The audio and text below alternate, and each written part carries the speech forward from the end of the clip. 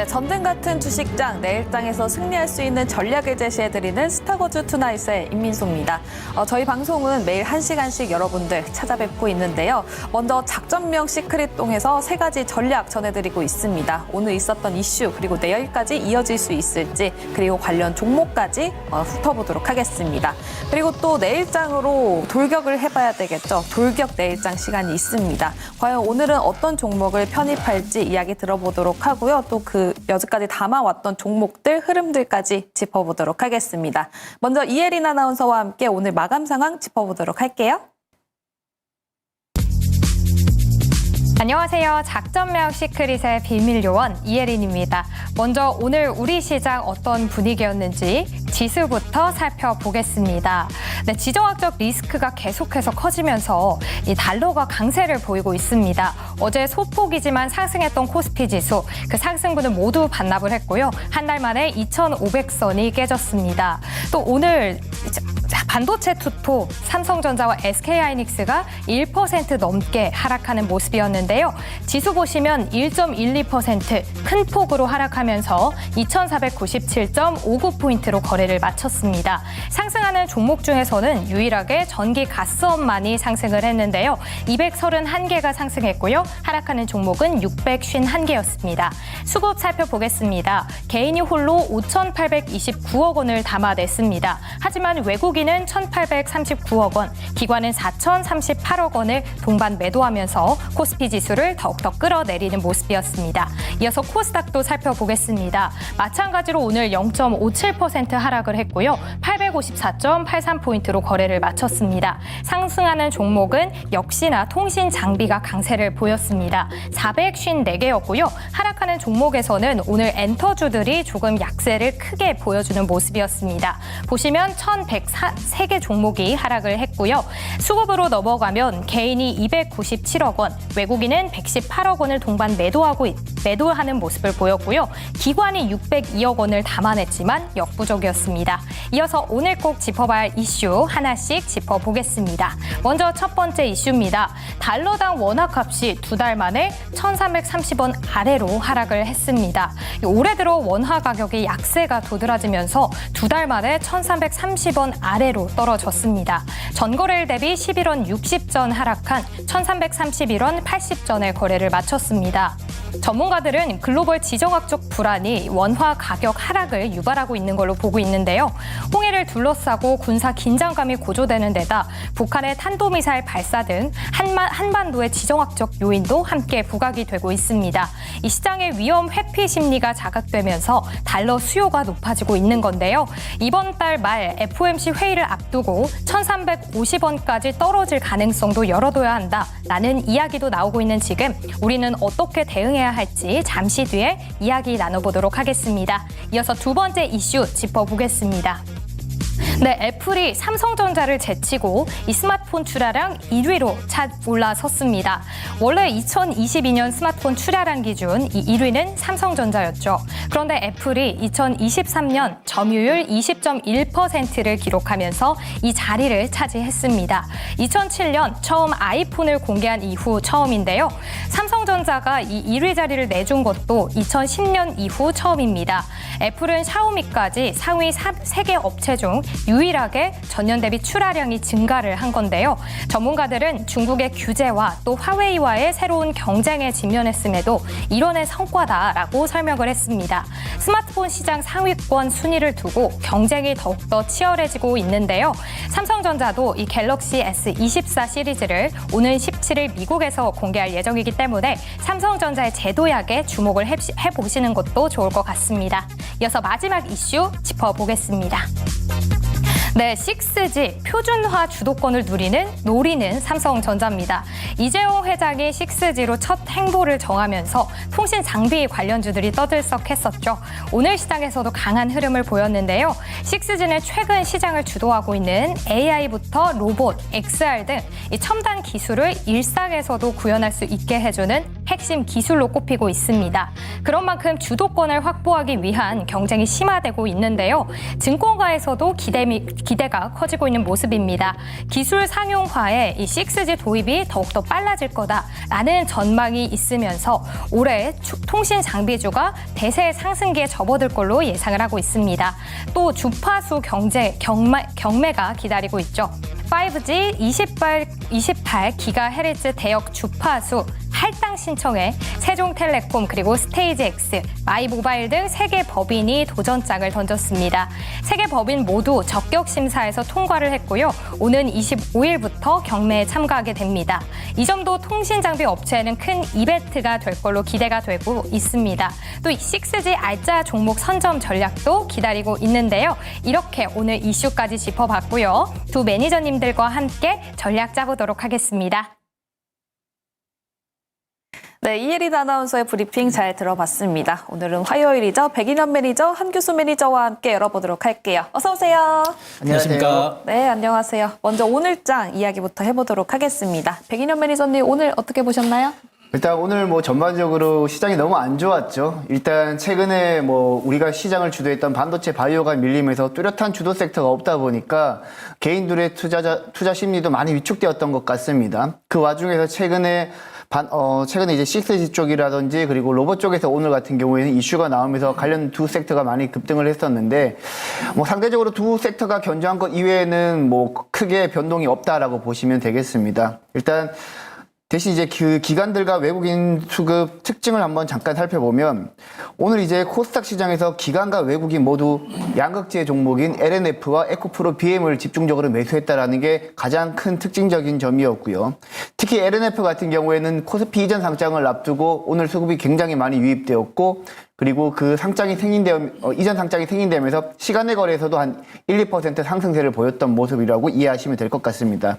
사실 어제 같은 경우에만 해도 2차전지 양극재 기업인 LNF의 전년도 실적이 영업 적자가 2천억 원이 넘어가면서 굉장히 많은 걱정을 했었는데 오히려 그런 걱정보다는 코스피 이전 상장에 대한 기대감이 더 주요했던 것 같고요. 일단 모든 2차전지 관련 종목들 양극재 같은 경우에는 실적에 대한 기대감을 일단 낮췄고 대부분의 악재가 어느 정도 시장에 노출되었다는 점에서 향후에 2차전지 관련해서는 전기차 수요가 조금만 살아난다라면 충분히 주가가 회복할 수 있다. 일단 시장 전반적으로 주도 섹터가 부재한 상황에서 그날 나오는 이슈에 따라서 많이 부각되는 모습이고 6G가 향후에도 지속적으로 상승세를 이어갈 수 있을지 그 부분 여러분들이 체크하신다면 무난하게 투자하실 수 있지 않을까라고 생각하고 있습니다. 알겠습니다. 방금 또 LNF의 이전 상장과 관련해서 이야기를 해주셨는데 그럼 앞으로 그 코스닥에 LNF가 있었던 자리 누가 채울 것 같습니까?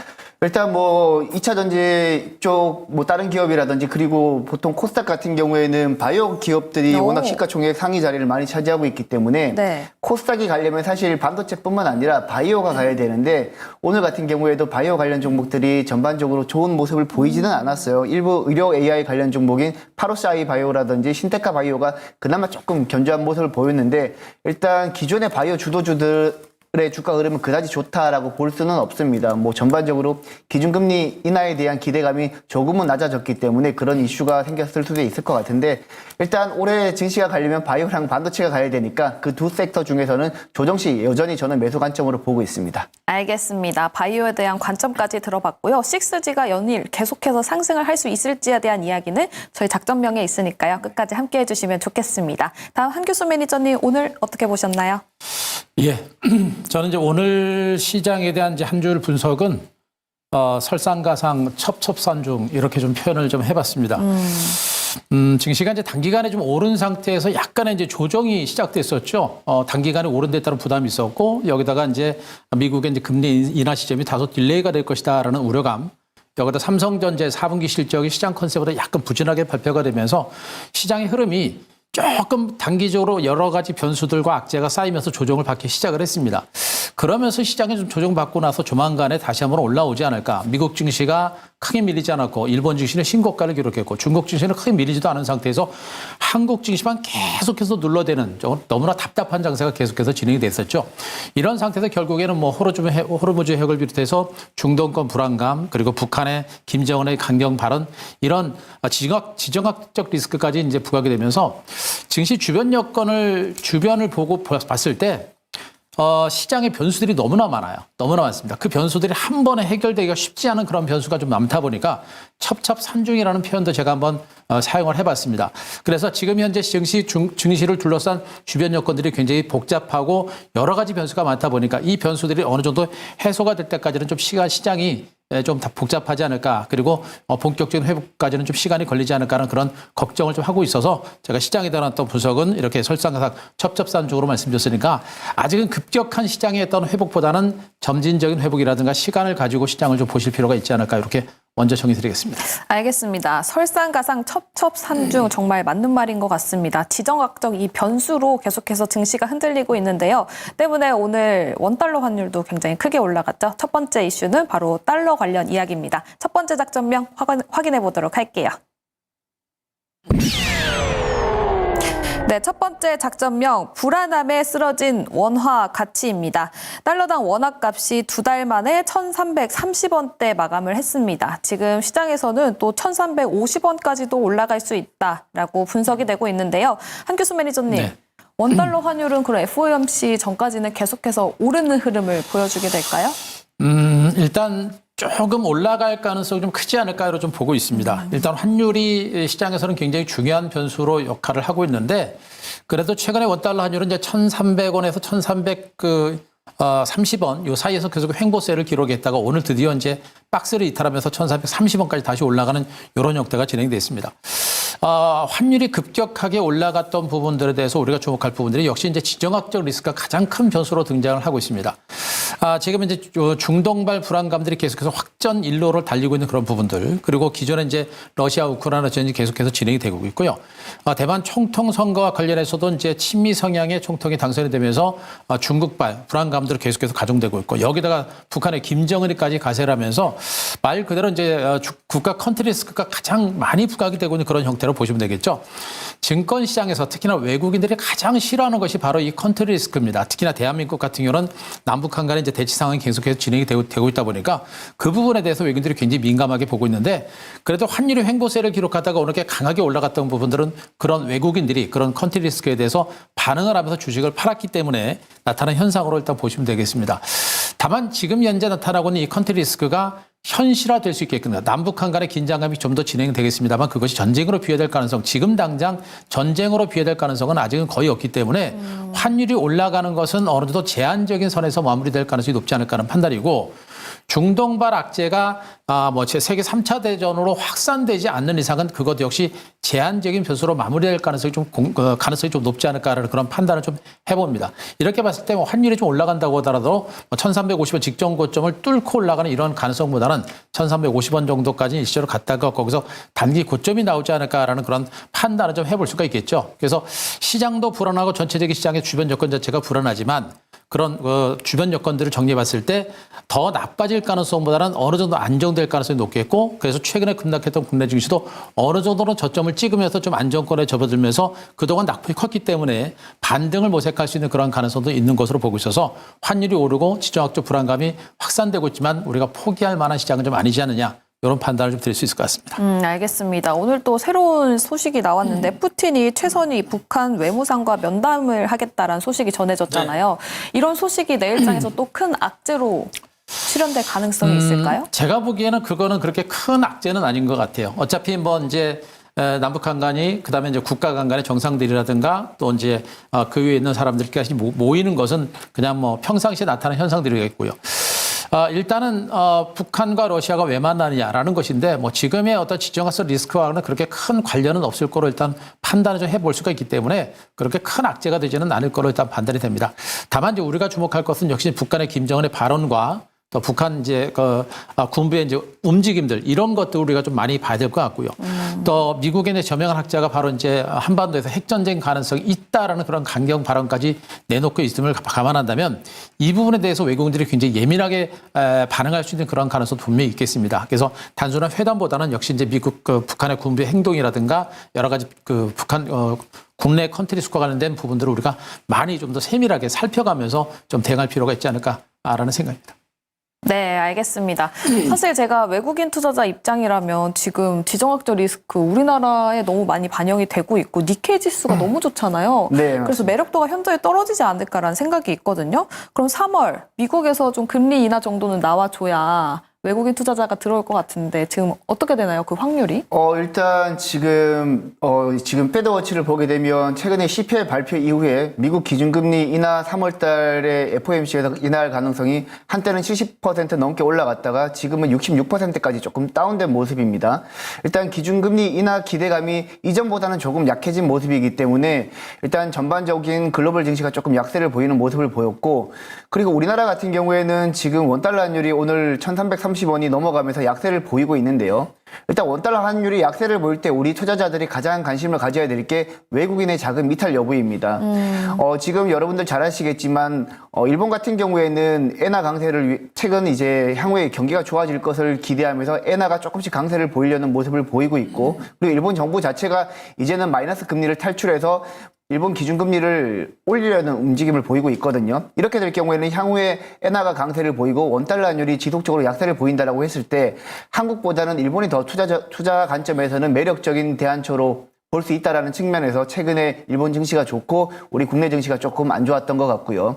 일단 오늘 원달러 환율이 1330원이 올랐던 이유는 뭐 전반적인 경기 이슈 외에도 북한 이슈가 좀 많이 부각되었다라고 보고 있는데요. 네. 일반적으로 잘 아시겠지만 북한 리스크 같은 경우에는 단발성인 이슈가 많기 때문에 오늘 만약에 원달러 환율이 북한 이슈를 만약에 올랐다라면 원달러 환율이 북한 이슈가 소멸되는 뭐 하루 이틀이라든지 아니면 일주일 이후 정도 되면은 다시 원달러 환율은 제자리를 찾아갈 거라고 저는 보고 있습니다. 그래서 따라서 오늘 원달러 환율로 인해서 국내 증시가 조금 힘들었지만 북한 이슈가 어느 정도 소멸된다라면 국내 증시는 다시 제자리를 찾아가지 않을까라고 생각을 하고 있습니다. 그럼 매니저님, 원달러 환율이 어느 정도까지는 내려가야 외국인 투자자들이 들어올까요? 일단 1,300원 언더로 좀 빠지는 게 좋을 것 같고요. 뭐 1,300원 언더가 아니더라도 한 1,310원 정도에서 1,300원 정도 박스권만 유지하더라도 우리 네. 국내 증시는 다시 살아나지 않을까라고 생각하고 있습니다. 알겠습니다. 그 박스권 많이 내려갔으면 좋겠네요. 외국인 투자자가 또 들어와 줘야 되기 때문에. 한교수 매니저님, 네. 근데 지금 우리 증시가 계속해서 빠지고 있는 지금 상황이 외국인 투자자들 때문인가요? 근데 기관도 굉장히 매도세가 크지 않을까요? 일단은 외국인하고 기관들이 같이 시장의 하방을 이끌어낸다고 보시면 됩니다. 제가 이 그림을 제가 그래프를 잠깐 보여드리겠는데요. 자, 그림 한번 잡아주시기 바랍니다. 지금 현재 기관과 외국인들의 이제 수급 차트를 보고 계신데요. 지금 현재 녹색 라인은 이제 기관이고요. 빨간색 라인이 외국인입니다. 최근 증시가 하락하는 그런 와중에도 외국인 투자가들은 오히려 이제 매수가 들어오는 모습이었고, 그 사이에 기관들이 최근에 단기적으로 매물을 좀 내놓는 모습이겠죠. 그러니까 최근에 코스피 지수가 고점 찍고 밀릴 때 초반에는 기관들이 매도가 시작됐습니다. 바로 이제 기관들이 투신권과 사모펀드라든가 연기금 쪽에서 코스피 종목을 매도하기 시작을 했고, 그 시점에서 외국인 투자자들은 현물은 별로 안 팔았는데 선물을 중심으로 매도가 나오다 보니까 프로그램 매도가 같이 나오게 되겠죠. 결국에 최근 증시 하락세를 이끌어냈던 것은 국내 기관과 외국인 투자가들의 프로그램 매도에서 증시가 하락했다고 보시면 됩니다. 다만 오늘 그 선물 지수가 급반등한 것은 외국인들이 현물을 팔았기 때문에 환율이 이제 올라간 것으로 보시면 되겠는데, 결국에 이 얘기는 뭐냐면 앞으로 증시가 저점을 찍고 올라갈 때는 기관하고 외국인들의 매수가 같이 들어와야 장세가 회복될 수 있다는 그런 의미가 될 것이고, 기관들이 먼저 팔았기 때문에 제가 보기엔 지수가 최근에 충분하게 밀렸고 좀 과도하게 밀린 부분이 커요. 그래서 기관 투자자들이 밑에서 다시 재매수를 할 가능성이 높습니다. 그렇게 될 가능성이 높고요. 환율만 좀 진정되고 하게 되면, 환율이 좀 진정되게 되면 외국인들의 매도가 진정되고 외국인들의 매수가 들어오면서 다시 이제 반등이 나올 수 있는 그런 가능성도 좀 있습니다. 다만 주변 여건 자체가 약간 불확실하다 보니까 외국인들의 어떤 적극적인 매수가 들어오기는 조금 시간이 걸리지 않을까 생각이어서, 기관도 그렇고 외국인 투자가들도 그렇고 내일 이후부터는 매도가 좀 속도 조절에 나설 거로 보고 있고, 서서히 점진적으로 주변 여건들이 안정이 될 때 재매수에 들어오지 않을까 하는 생각이어서 기관과 외국인들의 매수가 다시 들어오는 그 시점이 아마 반등 시점이 되지 않을까 이렇게 기대하고 있습니다. 알겠습니다. 지금 은은영님께서 무슨 말인지 잘 모르겠다라고 말씀을 주셨는데, 일단 지금 환율이 굉장히 고점에 있다 보니까 조금 네. 내려갈 때까지는 아직 조심해보자라고 해석을 해보면 좋을까요? 그렇게 하시면 될 것 같아요. 일단 환율 쪽에서는 우리가 너무 예민하게 보지 마시고요.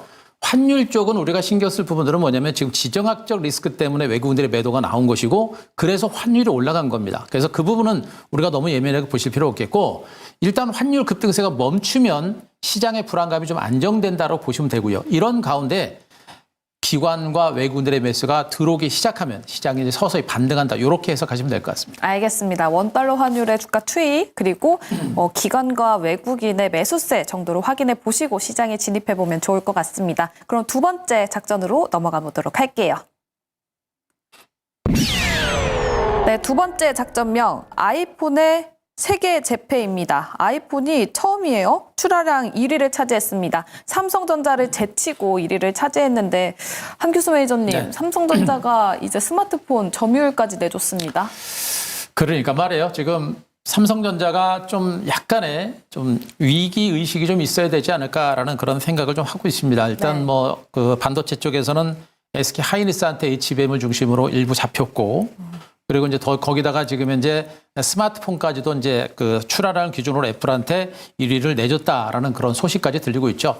아시다시피 삼성전자 하게 되면은 반도체 사업 비중이 거의 50%가 될 것이고요. 그리고 스마트폰 사업이 거의 또 절반 정도를 차지하기 때문에 굉장히 굵직굵직한 사업입니다. 그 두 개의 사업이 지금 현재 그동안의 성장 가도에서 경쟁력이 약간 떨어지고 있는 그런 상태이다 보니까 우리 약간은 이제 위기의식을 가질 수가 있겠고 삼성전자가 물론 여기서 그냥 무너지지는 않겠습니다만 만약에 삼성전자가 여기서 뭐 2위 또 3위 계속 물러나거나 또 반도체 쪽에서 SK 하이닉스라든가 마이크론이라든가 또 TSMC라든가 이런 업체들한테 계속해서 밀리게 되면 그거 자체는 우리나라 산업 전반에 걸친 위기를 가져갈 수 있는 그런 부분들이기 때문에 우리가 뭐 주목하실 필요는 있습니다. 다만 너무 뭐 민감하게 보실 만한 단계는 일단 아닌 것으로 일단은 보여집니다. 삼성전자가 내일 모레죠. 이제 갤럭시 S24가 이제 인공지능 AI 폰이 이제 출시가 되는데 기존에 애플보다 빨리 AI 폰이 나오기 때문에 AI 폰을 중심으로 새로운 반격에 나설 수 있는 그런 가능성이 상당히 높고요. 또 출하량 기준으로 이제 점유율을 내줬기 때문에 또 보급형 스마트폰을 계속해서 내놓을 수 있는 그런 가능성도 굉장히 높다라고 일단 보시면 될 것 같고요. 또 반도체 쪽에서는 이제 HBM을 중심으로 SK 하이닉스에 내줬던 그 시장을 올해부터 다시 찾아오기 위한 기술력이라든가 제품 개발과 그리고 이제 납품이 진행되기 때문에 그쪽에서도 새로운 어떤 제도역 가능성이 분명히 있는 것으로 보여집니다. 그래서 현재 우리가 주목할 것은 삼성전자가 여기서 더 주춤하지 말고 다시 살아나기를 기다리는 것이고 삼성전자가 다시 살아나려면 반도체 업행이 다시 살아나고 반도체 쪽에서 정말 AI 폰이 다시 한번 시장에서 히트를 치는 그런 흐름이 나올 때 우리나라 증시라든가 또 IT 관련주가 제도역할 수 있는 그런 기준이 될 것으로 보고 있어서 삼성전자의 스마트폰 사업과 반도체 사업 부분에 대해서 우리가 계속해서 주목할 필요가 있을 것 같습니다. 네, 때문에 이 갤럭시 S24 언팩 행사 그리고 이번 주 금요일에 사전 예약이 준비되어 있는데요. 관련해서 어떻게 보일지 그 부분을 체크해 보셔야 될 것 같습니다. 백인현 매니저님, 근데 사실 이 4분기 스마트폰 전체 출하량을 보면 8.5%로 컨센보다는 굉장히 높게 나왔어요. 그럼 일단은 호재 아닌가요? 관련주들은? 네, 전반적인 저는 이제 스마트폰 시장도 좋게 보고 있어요. 왜냐하면 사실 글로벌 스마트폰 판매량이 늘어나기 시작한 것은 지난해 3분기부터 늘어나기 시작했고 4분기에도 늘어나면 이제 올해 1분기부터는 본격적으로 온디바이스 AI가 탑재된 스마트폰이 이제 출하가 되거든요. 그렇게 될 경우에는 지난해보다는 올해 스마트폰 시장을 저는 오히려 더 좋게 보고 있고요.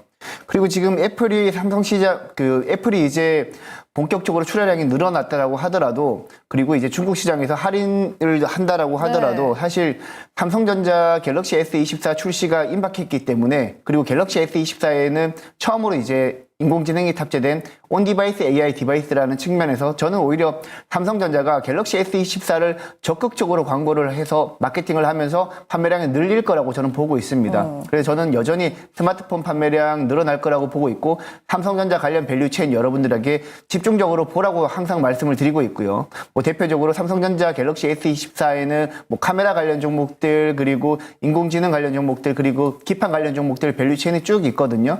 그런 종목들로 여러분들이 눈여겨보신다면 저는 충분히 기회가 있다라고 보고 저는 여전히 갤럭시 S24에서는 카메라 모듈 쪽으로 여러분들이 조금 더 집중적으로 보셨으면 좋겠습니다. 알겠습니다. 근데 지금 애플이 굉장히 힘을 쓰고 있는 게 중국 내에서도 가격 할인을 진행하고 있고 우리나라도 찾아보니까 공시지원금이 나오고 있더라고요. 그래서 생각보다 S24가 안 좋은 반응이면 반도체 전반적으로는 어떻게 흘러가게 될까요? 일단 갤럭시 S24가 여태까지 제가 이제 반도체 관련 시장이 좋을 거라고 예상했던 것은 갤럭시 S24를 기점으로 해서 스마트폰 판매량이 늘어날 거라는 전제하에 반도체 시장이 좋다라고 말씀을 드렸는데 갤럭시 S24가 생각보다 안 팔리게 된다면 물론 이제 반도체 전반적으로 시장에는 안 좋은 영향을 미치겠죠. 하지만 뭐 개인적으로는 갤럭시 S24뿐만 아니라 우리나라 반도체 업체들은 중국 스마트폰에도 반도체를 공급하고 있는 업체들이 많고 그리고 미국의 애플 쪽으로도 밸류체인이 형성되어 있는 기업들도 많으니까 네. 여러분들은 너무 이제 예측해서 매매하기보다는 일단 판매량 각 그 통신사 스마트폰 판매사별로 이제 판매량을 여러분들이 체크를 하시면서 관련 밸류체인 종목들 위주로 투자를 하신다라면 뭐 크게 무리 없이 투자를 하실 수 있지 않을까라고 생각하고 있습니다. 그 원달러 환율 내려가는 것도 봐야 되고 S24 사전 예약도 어떻게 되는지 봐야 되고 지금 시장은 뭐 다 지켜봐야 되나요? 맞습니다. 사실 이제 원달러 환율이 하락하게 되면 네. 원화가 약세를 보이게 되면 사실 우리 국내 반도체 업체들은 더 호재입니다. 사실 수출을 위주의 우리 반도체 업체들은 호재인데 근데 이제 원달러 환율이 하락하게 되면 전반적으로 국내 증시에서 외국인 자금이 이탈할 가능성이 있다라는 것 때문에 그런 거지. 사실 수출하는 입장에서는 원달러 환율이 지금 1,330원보다 더 올라가게 되면 사실상은 호재이긴 하죠. 알겠습니다. 일단은 좀 스마트폰에 대해서 굉장히 긍정적인 시각을 유지하고 계신 것 같은데 그런 관련 종목도 있을까요? 저 같은 경우에는 파트론 보고 있습니다. 제가 이제 파트론 같은 경우에는 방송에서도 여러 번 소개를 해드렸던 종목이긴 한데요. 일단 스마트폰 쪽으로 카메라 모듈을 공급하기도 하고 그리고 최근에는 스마트폰 시장이 위축되면서 전장 쪽으로 눈을 돌리면서 실적이 꽤 잘 나오고 있는 기업이라고 보시면 되겠습니다. 사실 파트론 같은 경우에는 현재 주가 수준도 크게 무리가 없는 수준인데요.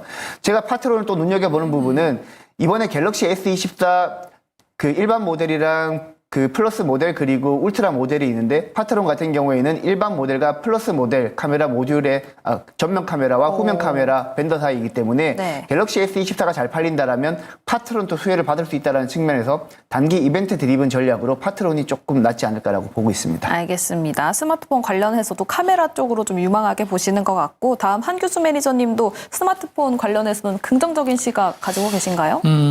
그러면 일단 스마트폰을 좀 긍정적으로 보고 있는 거고요. 자, 스마트폰과 관련해서 제가 계속 강조드렸던 부분들은 역시 반도체입니다.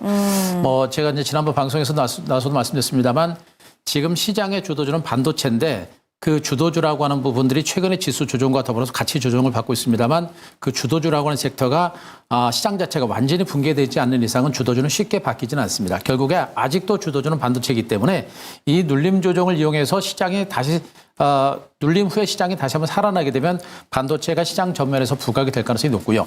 반도체가 시장의 어떤 주도주가 될 수 있는 부분들은 아시다시피 이제 인공지능 폰이 이제 본격적으로 출시가 되는데 IT 제품에 대한 수요가 계속해서 늘어나고 새로운 스마트폰에 대한 수요가 늘어나는 이런 상태가 되게 되면 반도체 수요는 계속해서 늘어날 수밖에 없는 겁니다. 그래서 인공지능 폰이 출시가 되고 또 온디바이스 AI 시장이 커지고 또 애플과 또 샤오미 오포라든가 중국 업체들의 AI 폰이 계속해서 나오게 되면 거기에 들어가는 반도체에 대한 수요는 계속해서 늘어날 수밖에 없겠고요. 인공지능 시장 자체는 여전히 강력합니다. 그래서 전체적인 시장 자체가 지수 조정 때문에 약간은 침체 국면이지만 전체적인 그 시장의 어떤 인공지능 시장의 성장이라든가 반도체 시장의 성장세는 아직까지 유지가 되고 있는 부분이기 때문에 이번 이 조정 장세를 통해서 우리는 반도체 종목에 대해서 우리가 좀 관심을 가질 필요가 있다라는 그런 판단을 좀 해드릴 수가 있겠습니다. 그래서 저는 반도체 종목에 대해 주목하는데 역시 뭐 저는 SK 하이닉스가 여전히 대장주 역할을 분명히 하고 있는 것으로 보고 있습니다.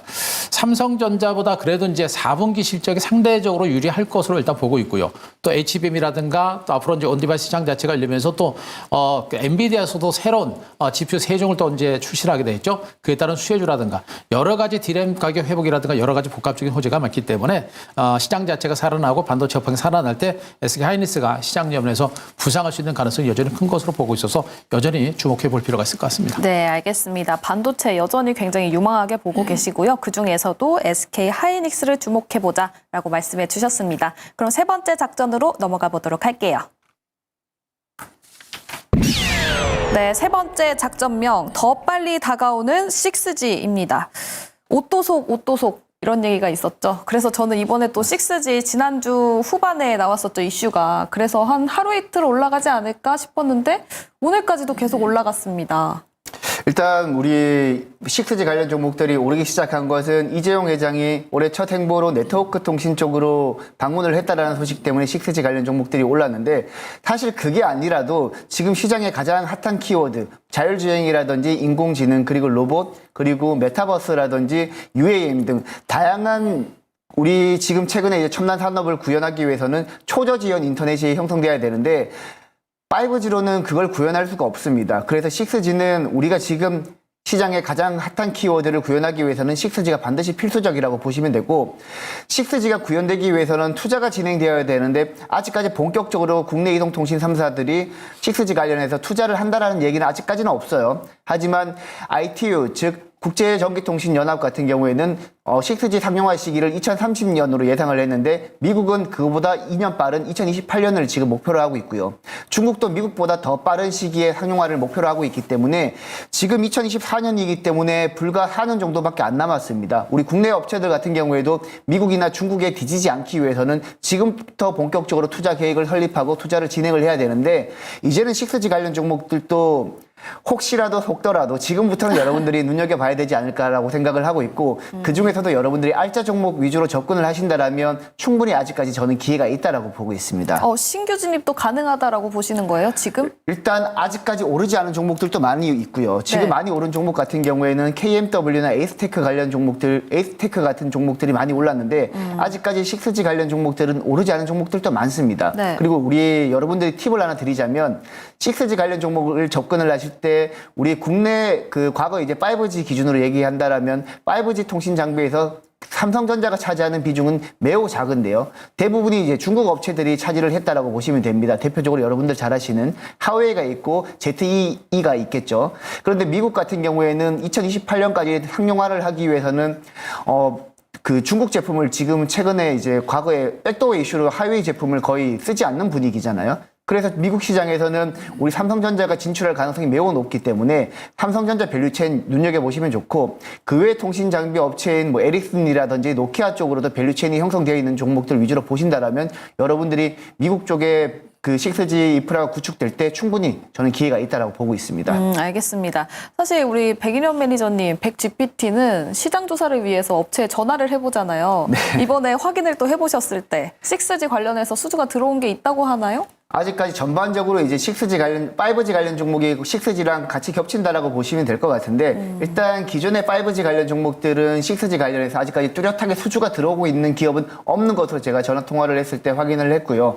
아직까지 실적이 뚜렷하게 개선이 되고 있는 종목들은 몇몇 기업을 빼고는 없습니다. 제가 이따가 그 중에서도 실적이 개선되고 있는 종목을 소개해 드리긴 하겠지만, 네. 아직까지 6G 관련 종목들을 여러분 투자를 하실 때는 밸류체인이랑 실적 꼼꼼하게 체크보시고, 그리고 5G 쪽에서 트렌드가 어떤 키워드가 트렌드인지도 체크를 해보고 투자를 하신다면 충분히 저는 아직까지 승산이 있다라고 보고 있습니다. 그럼 바로 종목까지 들어볼게요.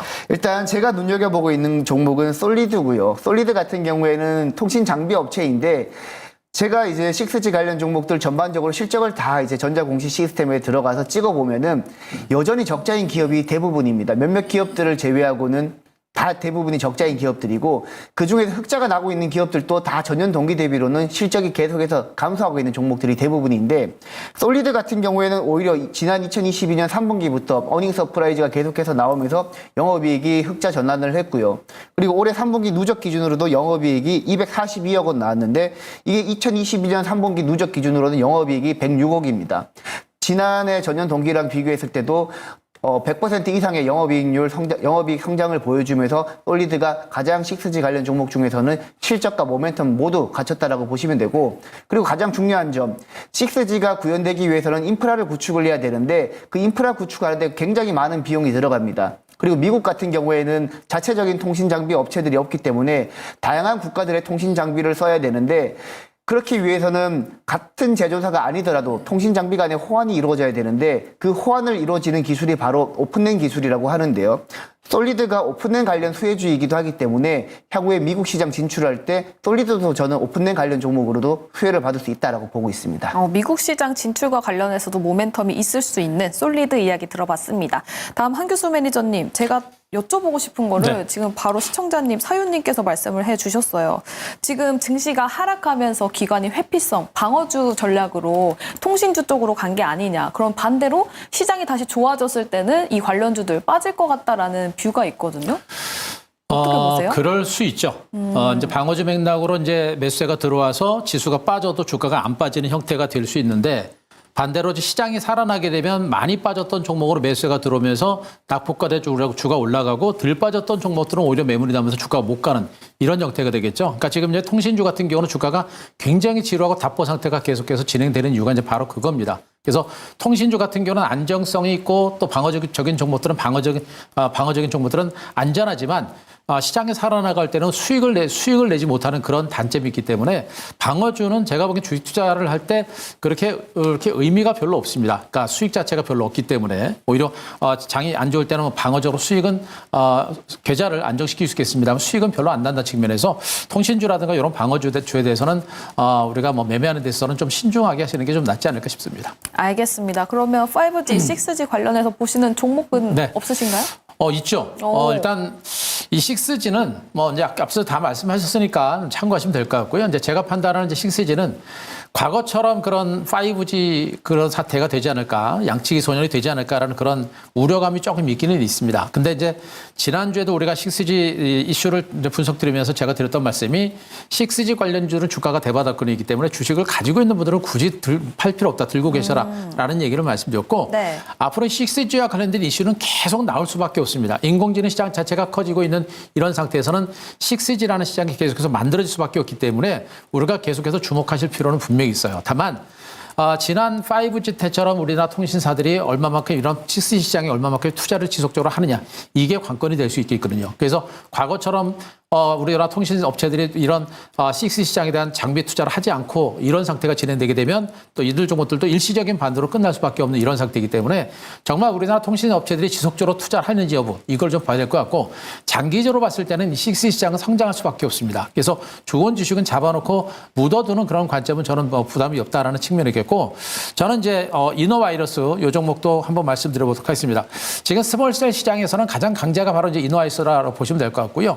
이 스몰셀 시장의 흐름 자체가 일단 2025년 이 6G 시장 자체가 상용화되게 되면 그 시장도 굉장히 폭발적으로 늘어날 수 있는 그런 가능성이 굉장히 높습니다. 그래서 이노바이러스라는 종목에 대해서 우리가 주목하실 필요가 있겠고 실질적으로 작년 4분기부터 이 스몰셀에 대한 수요가 급격하게 증가하면서 이노바이러스의 실적이 계속해서 증가세를 기록을 하는 그런 모습이 전개되고 있습니다. 그래서 이노바이러스 같은 이런 종목들도 바닥권에서 고개를 들고 있고 실적이 호전되고 있고 실질적으로 6G 시장 자체가 커지게 되면 수혜 폭이 있기 때문에 이 종목도 같이 한번 주목하실 필요는 있을 것 같습니다. 네, 알겠습니다. 4차 산업에 6G가 필요한 만큼 관련주들 살펴봐도 좋다라고 말씀을 해주셨고요. 한규수 매니저 이노와이어리스까지 이야기 들어봤습니다. 작전명 시크릿 여기서 마무리 지어보도록 하고요. 내일장으로 돌격해보도록 할게요.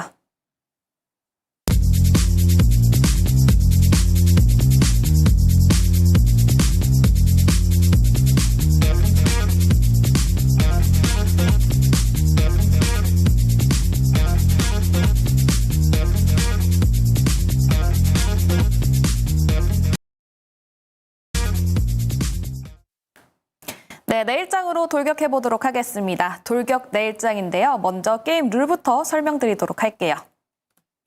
네, MBN골드 4인 매니저의 수익률 대결이 펼쳐지고 있습니다. 출연 당일에 한 종목씩 편입을 하고 있는데요. 수익률은 내일 종가를 기준으로 합산값이 나가고 있습니다. 방송 다음 날 거래일 지정가로 편입이 되는데 매수가에 도달하지 못했을 경우에는 시초가로 편입이 됩니다. 목표가 터치 시에 가격 전략 재설정이 가능하고요. 손절가 그리고 익절가 터치 시에 포트에서 제외할 수 있습니다. 단 월 4회 가격 전략 수정이 가능하다고 하고요.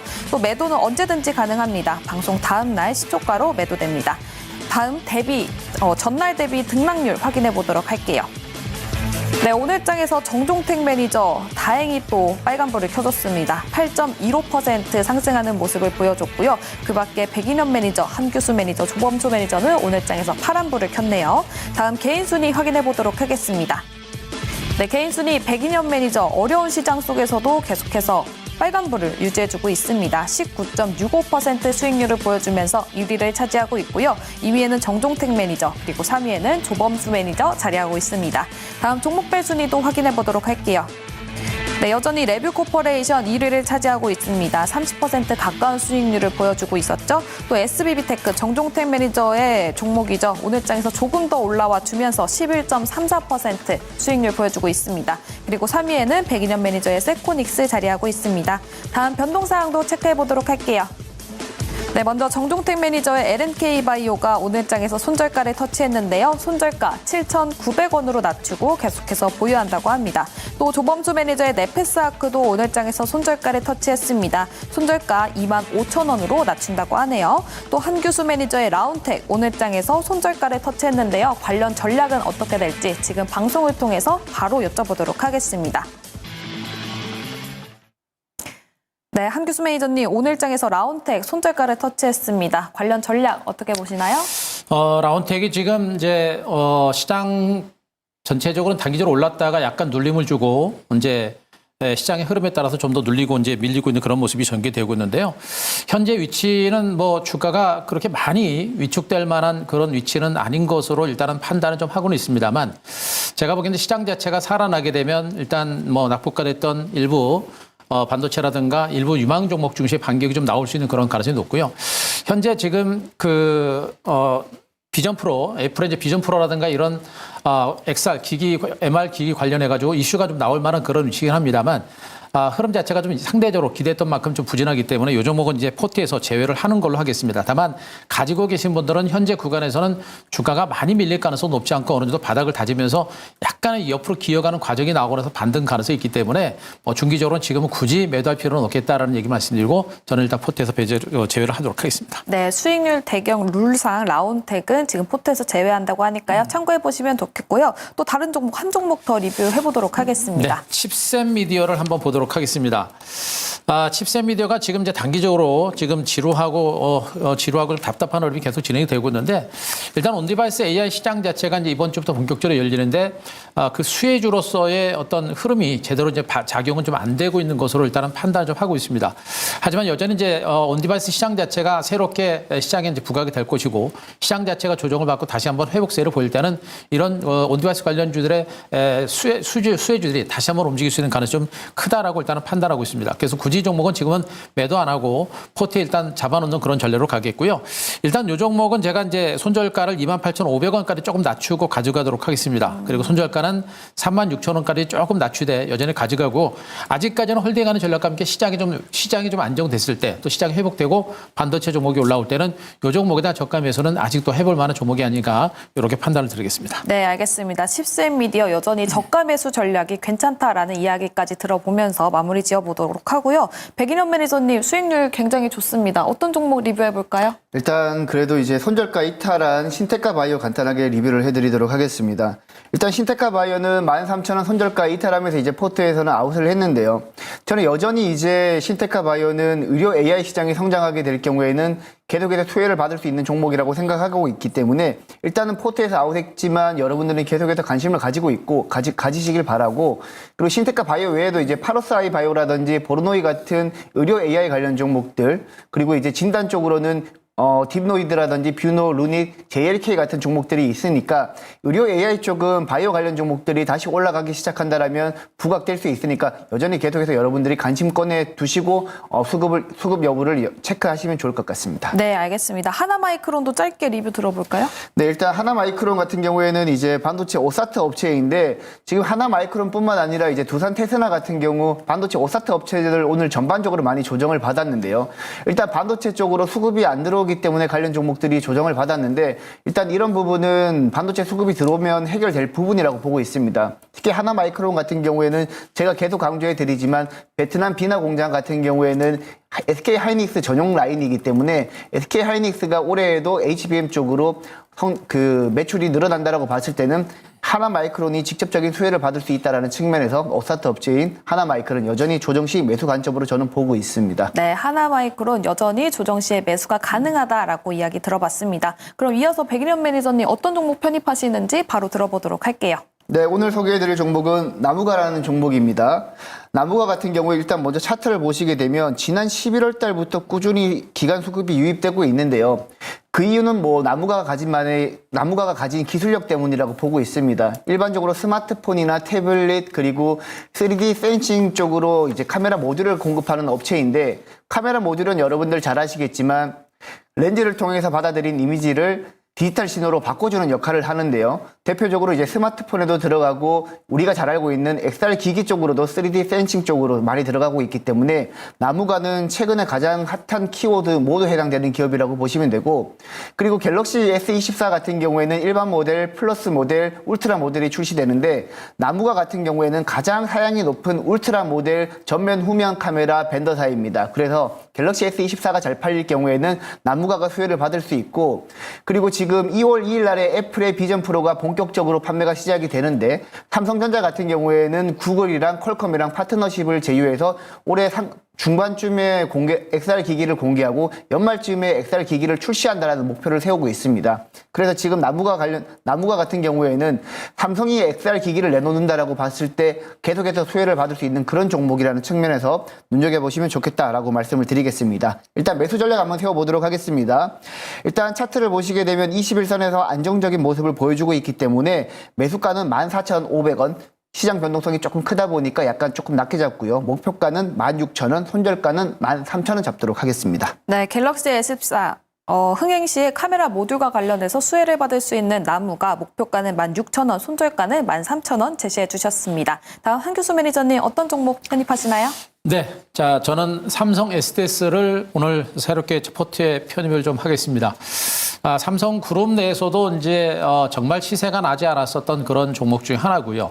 일단 대표적인 비즈니스 솔루션이라든가 클라우드 사업에 이제 주력을 하고 있는 그런 업체라고 보시면 되겠죠. 최근에 이제 우호적인 IT 시장의 이제 흐름이 계속해서 변화가 되고 있는데, 얼마 전에 이제 삼성그룹의 홍나희 씨라든가 이부진, 이선 씨가 이제 삼성전자의 지분을 대량 매각하는 그런 흐름이 나타났었죠. 삼성그룹 관련 지분을 계속해서 매각을 하고 그러면서 블록들이 형성이 됐었는데, 그럼으로 인해서 삼성 SDS가 기존의 삼성그룹과 관련된 IT 서비스에 좀 더 집중하면서 그 사업 부분과 관련된 우호적인 변화가 지금 나타나고 있다는 점에 일단은 보시는 게 좋을 것 같습니다. 거기다 가장 큰 부분도 역시 이제 클라우드 사업을 중심으로 해서 생성의 AI 서비스가 다시가 아니라 이제 본격적인 생성의 AI 서비스가 시작이 된다는 점에 일단은 포커스를 맞추시는 게 좋을 것 같고요. 지금 이제 사내 시스템에서 생성의 AS를 테스트하고 하반기 중에 본격적인 서비스가 시작이 될 것이다라는 그런 전망을 내놓고 있기 때문에, 대한민국에서 이제 미국의 IT 업체들이 잡고 있는 그 생성의 AI 시장을 대한민국의 삼성 SDS가 그 시장을 다시 이제 새롭게 진출하면서 그 시장을 장악할 수 있는 성장 잠재력이 있겠고, 삼성그룹과 연계한 그런 어떤 새로운 시너지 효과도 상당히 커질 수 있는 그런 가능성이 높은 것으로 보시면 되겠습니다. 그래서 인공지능이라고 하는 부분과 관련된 성장 가치가 크게 부각되는 종목이기 때문에 우리가 주목해 주실 필요가 있겠고요. 차트를 잠깐 보시게 되면요, 현재 주가가 장기간에 걸쳐서 소외됐던 종목이겠죠. 상장된 후에 주가가 굉장히 많이 밀렸고요. 이제서야 바닥을 탈출한 그런 모습이고, 현재 박스권의 횡보 장세가 진행되고 이 구간이 우리가 물량을 마지막으로 매집할 수 있는 기회가 될 겁니다. 단기간이나 좀 더 긴 관점으로 봤을 때 우리가 주목해 볼 만한 종목으로 보시면 되고요. 오늘 종가 167,700원을 기록했는데요, 조금 하단으로 내려서 166,500원 매수 단가를 설정을 하고요. 목표가는 185,000원, 그리고 손절가는 158,000원 제시를 드리겠습니다. 네, 삼성 SDS 목표가 185,000원, 손절가는 158,000원 제시해 주셨습니다.